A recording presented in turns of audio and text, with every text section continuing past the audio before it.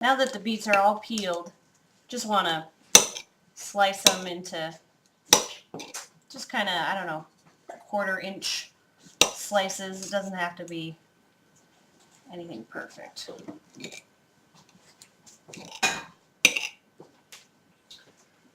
Oh, she. I don't really know the next line of that song. Something about letting me love you. Till the morning comes. And then get out of my fucking house. Mm-hmm. Oh, beets. Oh, beets. Oh, beets. Let me roast you till the skin comes off.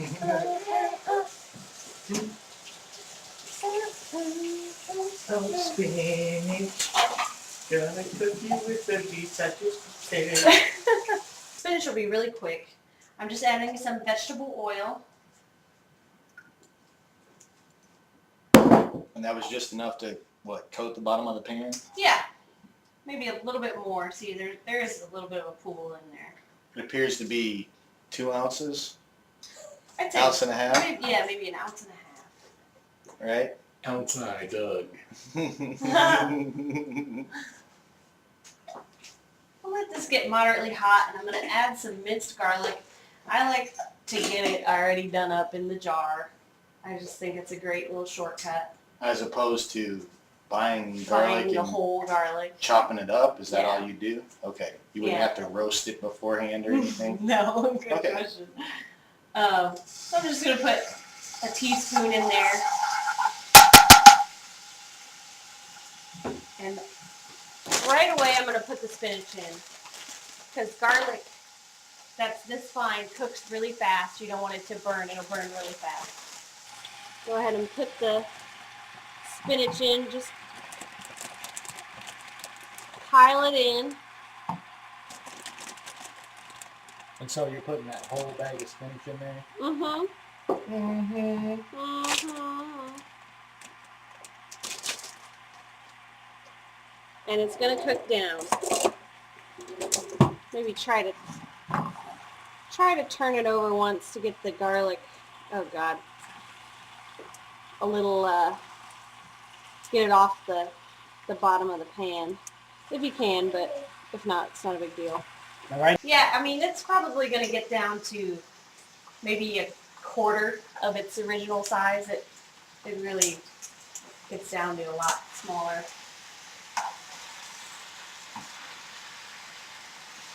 Do you want to try it?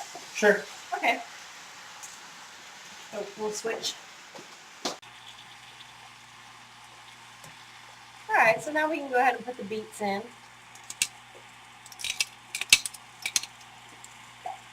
And mix this up. Yep.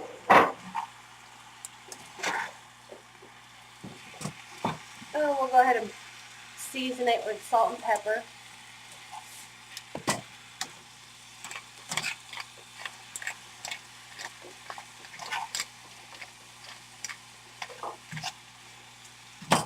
And if you can get the bagged spinach that has grated carrots, that's really pretty because the carrots they soak up the beet juice and they get kind of, I don't know, magenta color. I really like it.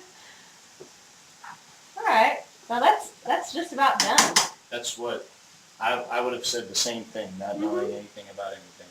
Do you want to pick out a little leaf and taste it? See if it's seasoned correctly. Or here's your fork from the rice. Is that a safe move right there? Mm-hmm.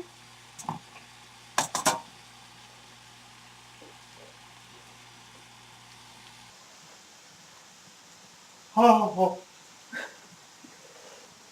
I'm having them test all the hot stuff. Yeah. Is that good? Yeah, it tastes like spinach. Okay. Do you think it needs more salt, pepper, garlic? I think I'd be comfortable just adding salt to it on my plate if I needed more salt.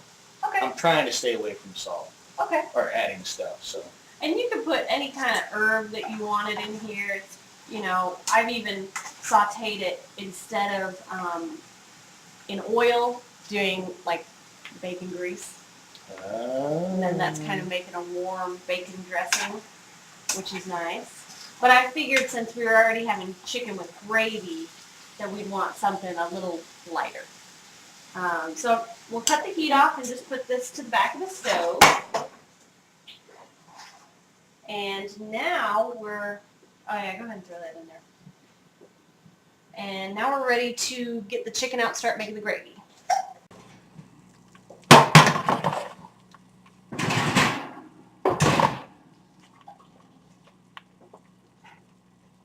All right. Well, let me use the tong. I guess, are we gonna make the gravy over there? Nope, we're gonna make it right here in the pan. Okay. And this is sticking to the pan, but that's not a terrible thing because we're gonna use all this goody good in the gravy. Man, that was really stuck on there. There we go.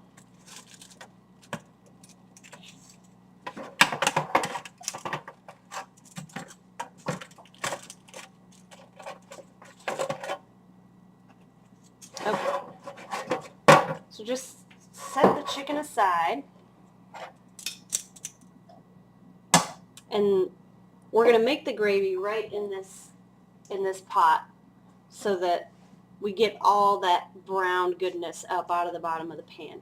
So right now I'm going to make a slurry, which is cold water and flour. Okay. But I'm just going to make it in a glass. Okay.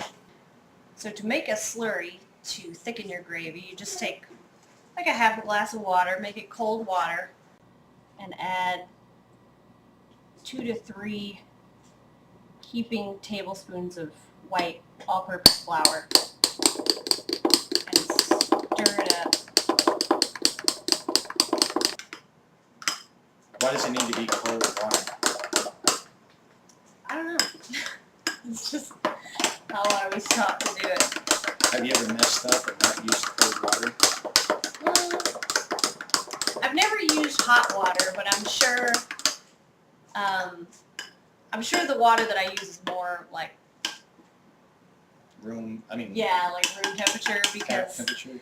because I was taught to do this when I lived in Michigan, and in Michigan the water out of the tap is ice cold, Okay. and that down here it's like lukewarm.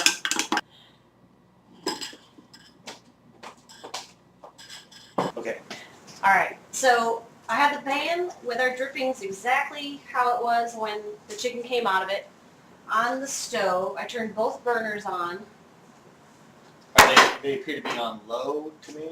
They're on like about medium high right now. Okay, oh, it's way off. Because right now I just want to get the drippings up to boiling. And we don't have a ton of drippings, so I'm going to supplement it with some low sodium chicken broth. Ooh, warping the pan. And Maybe 4 ounces. yeah. And we just kind of want to go around and scrape all this goodness off the bottom. You want to do that? Sure. I don't have any appropriate glove. No glove, no love. You want both of them? I don't think that's necessary.